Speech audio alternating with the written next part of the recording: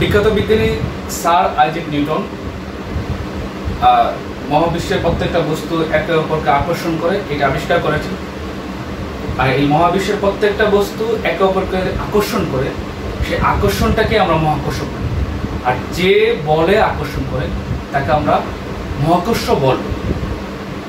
যেমন মহাবিশ্বের সূর্য আর চন্দ্রের মধ্যে যে আকর্ষণ সেটাকে আমরা মহাকর্ষ বলবো। দুইটা কলমের মধ্যে আকর্ষণ, যে কোনো দুইটা বস্তুর মধ্যে আকর্ষণকে আমরা মহাকর্ষ বলবো।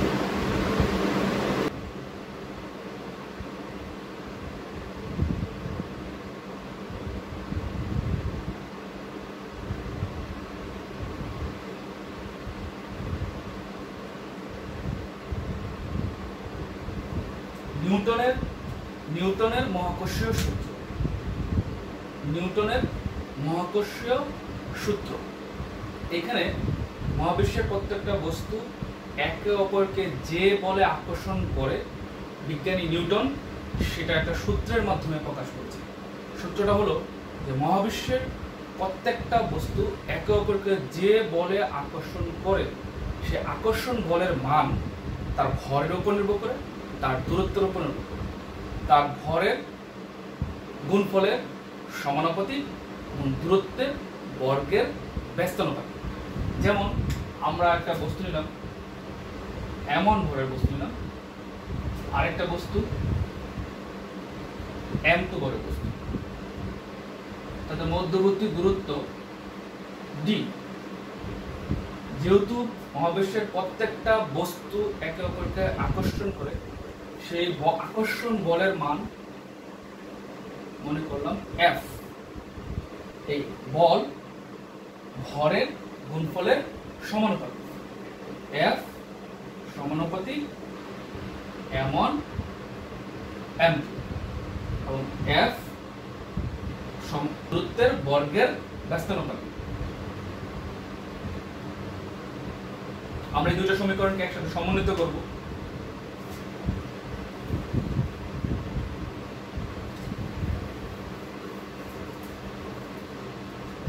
আমরা এটাকে 1 নং ধরি,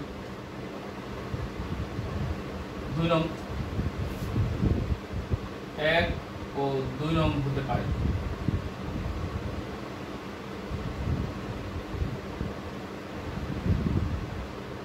F ভরের গুণফলের সমানুপাতিক দূরত্বের বর্গের ব্যস্তানুপাতিক। আমরা সমানুপাতিক চিহ্নতে একটা কনস্ট্যান্ট নিয়ে আসি, সেটাকে জি দ্বারা প্রকাশ করি, m1 m2 by d square. জি একটা কনস্ট্যান্ট বা ধ্রুবক, এটাকে মহাকর্ষীয় ধ্রুবক বলা হয়। এই জি এর মান পৃথিবীর সর্বত্র সমান বলে এটা মহাকর্ষীয় সার্বজনীন ধ্রুবক বলা হয়। সার্বজনীন মহাকর্ষীয় ধ্রুবক বলা হয়।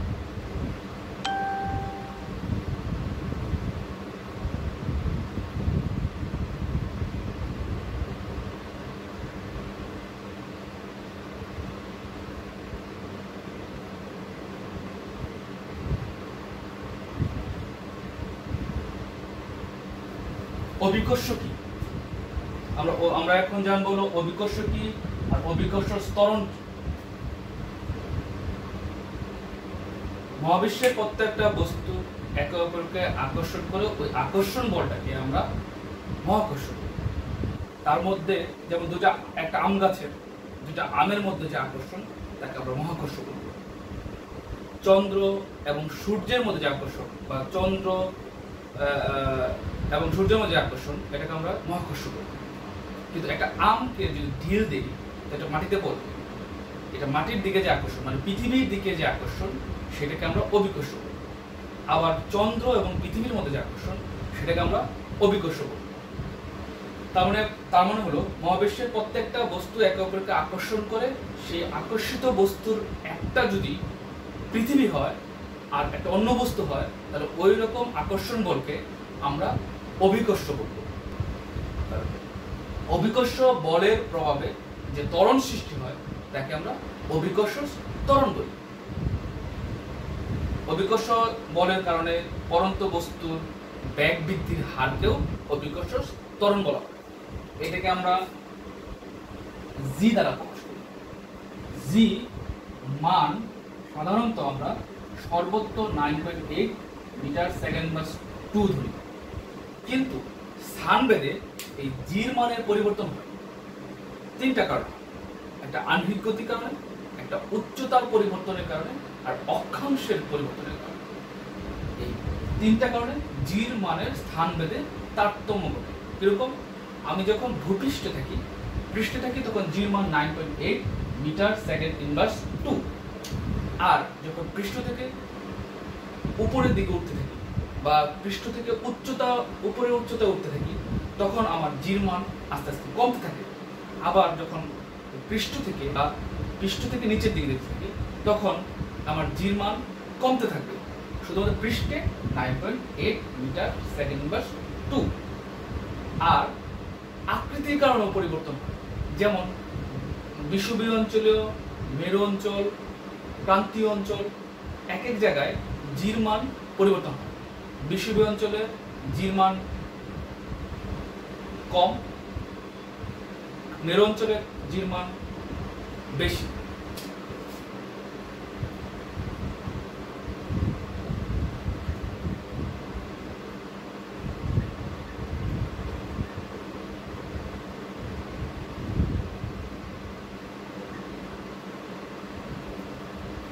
অভিকর্ষ ত্বরণের সমীকরণ। অভিকর্ষ ত্বরণ বিভিন্ন জায়গায় স্থান ভেদে পরিবর্তন হয়, এই জন্য আমরা অভিকর্ষ ত্বরণের মৌলিক সমীকরণটা বের করব। আমরা একটা পৃথিবী নিব,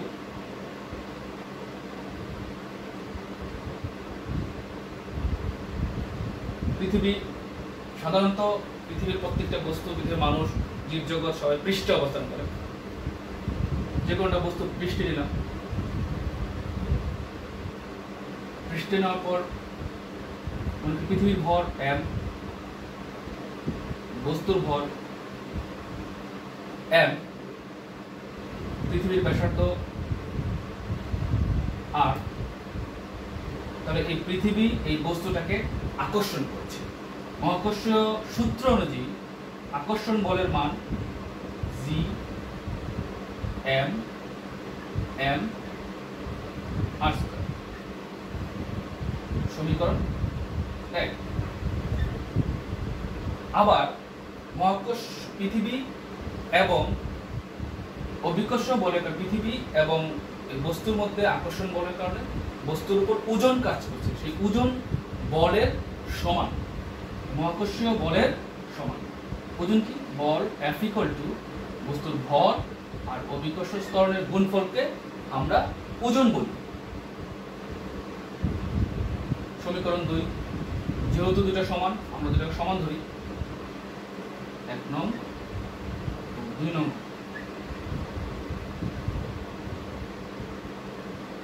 mg g m m r square.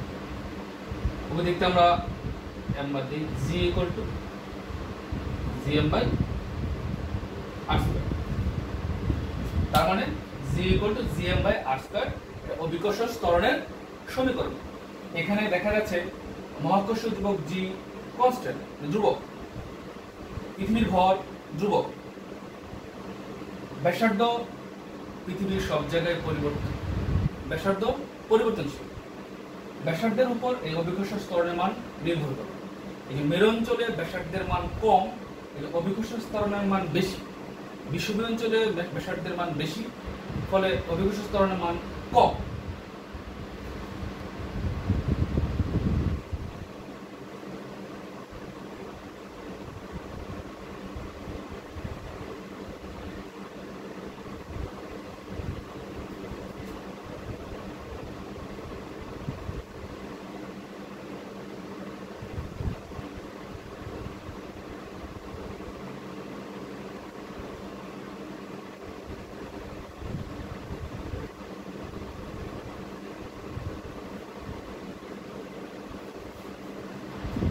এম্বরের বস্তু h উচ্চতায় বস্তুর অভিকর্ষ ত্বরণের সমীকরণ।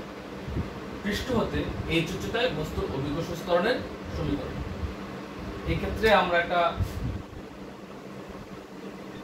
পৃথিবী পৃথিবীর উপর m, বস্তুকে পৃষ্ঠে নিলাম, বস্তুর ভর m, অভিকর্ষ স্তরণের মান পৃথিবীর ব্যাসার্ধ r, অভিকর্ষ স্তরণের মান g = gm by r², সমীকরণ 1। অনুরূপভাবে আমরা h উচ্চতায় উঠালাম, বস্তুটাকে h উচ্চতায় উঠালাম, অভিকর্ষ স্তরণের মানের পরিবর্তন হয়, কারণ যত উচ্চতায় উঠবো তত অভিকর্ষ স্তরণ মান কমবে, কারণ ব্যাসার্ধ পরিবর্তন বা পৃথিবী আর বস্তুর মধ্যবর্তী দূরত্বের চেঞ্জ হয়। আগে যেটা ছিল ব্যাসার্ধ, এখন হবে r + h দূরত্ব। এখানে gm r + h whole square, সমীকরণ 2।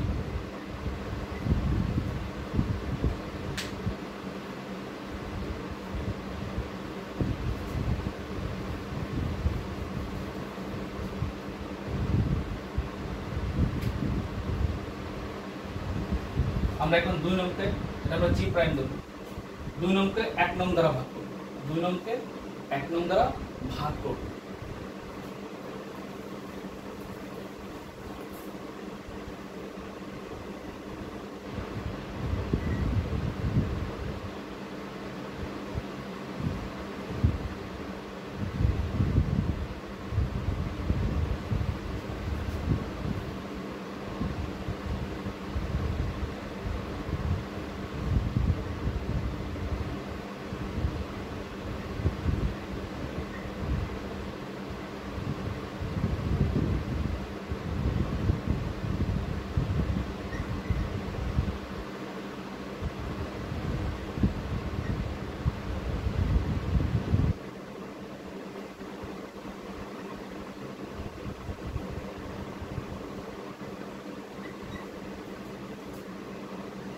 উল্টে দিই,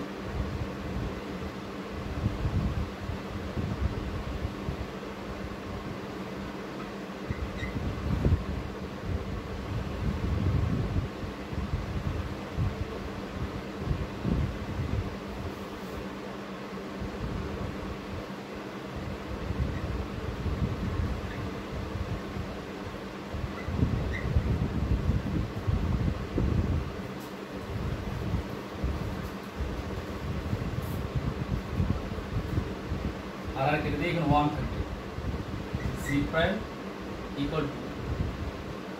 আমরা এটা যদি একবার নিয়ে দিই 1 + h/r ইনভার্স 2 × g। দ্বিপদী উপপাদ্যের মাধ্যমে এটাকে বিস্তৃত করব। আমরা বিস্তৃত করলে 2 দ্বিঘাত পর্যন্ত লিখব,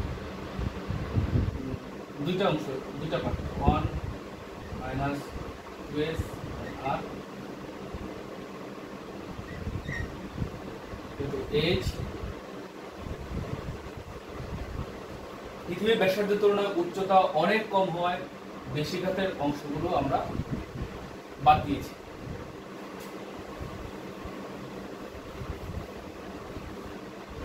এই সমীকরণের মাধ্যমে আমরা h উচ্চতায় অভিকর্ষ ত্বরণের মান বের করব।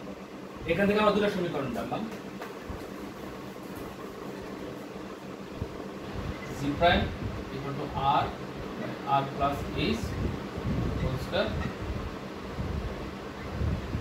g 1 - 2h/r × g। এই দুই সমীকরণের মাধ্যমে আমরা h উচ্চতায় অভিকর্ষ ত্বরণের মান নির্ণয় করতে পারি।